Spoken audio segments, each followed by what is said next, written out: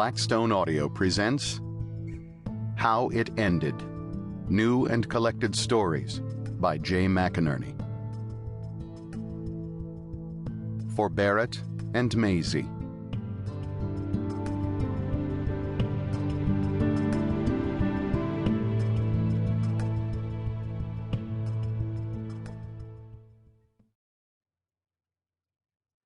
Preface. Like most novelists, I cut my teeth writing short stories, and that's one habit I've never been able to break. I was lucky enough to study under two masters of the form, Raymond Carver and Tobias Wolff, who were both teaching at Syracuse University when I showed up in 1981 after being fired from the New Yorker for being a very bad fact-checker. Like the talking heads, I believed that facts all came with points of view. Whether or not I was correct to conclude that fiction was my métier, I clearly couldn't be trusted with the facts. In fact, I'd gone to Syracuse specifically to study with Carver, whose writing I'd revered ever since I read Will You Please Be Quiet, Please, not long after it came out in 1976. I was lucky enough to get Wolff, who had just published In the Garden of the North American Martyrs, in the bargain. As a teacher, Ray operated on intuition. He saw himself as a nurturer rather than a critic. His greatest gift was to foster the inner editor in each of us, questioning word choice, querying what he considered pretentious verbiage, underlining or crossing out questionable adjectives and sprinkling question marks in the margins. Besides presiding over workshops, he taught a course called Form and Theory of the Short Story, in which we read his favorite practitioners, Chekhov, Babel, Hemingway, Welty, and the O'Connors, Frank and Flannery. At the beginning of each class, he would light up a cigarette and ask, "So what did you think?" Ray's idea of a good session was one in which these were the last words he spoke. When a student from the English department proper challenged him about this methodology, demanding to know why the class was called Form and Theory when there was little of either, Ray nervously sucked on his cigarette and hunched lower in his chair.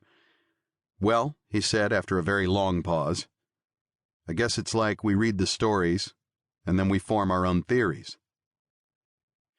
Toby was far more analytical and more critical. He would disassemble a short story before our eyes like a forensic pathologist, labeling the various components and explaining how they worked, or, as was the case with most of our workshop submissions, why they didn't. Unlike his distinguished colleague, he didn't suffer fools or their stories gladly.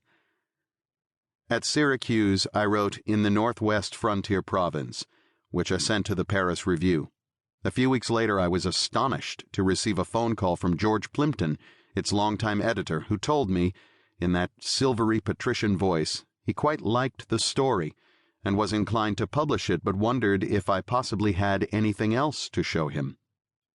After rereading my old stories and realizing that they were all pretty much derivative crap, I found a paragraph written in the second person that I'd scrawled after a disastrous night on the town.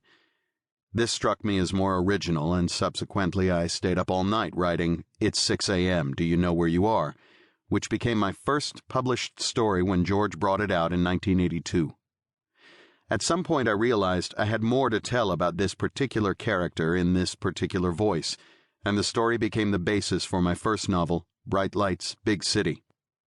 In the Northwest Frontier Province eventually found a place as a kind of backstory in my second novel, Ransom. Since it seems to me my first successful story, I've included it here. My next novel, Story of My Life, grew rather more organically out of a short story published under the same title in Esquire in 1987. Likewise, Philomena, published in The New Yorker in 1995, later evolved into the novel Model Behavior. Not included here is Savage and Son, published in Esquire in 1993, which became the basis for my novel The Last of the Savages, because it seems to me a novella rather than a short story. A question not merely of length, but of scope. Clearly I was attracted to the long form, and my short stories, some of them at least, often turned out to be warm-up exercises.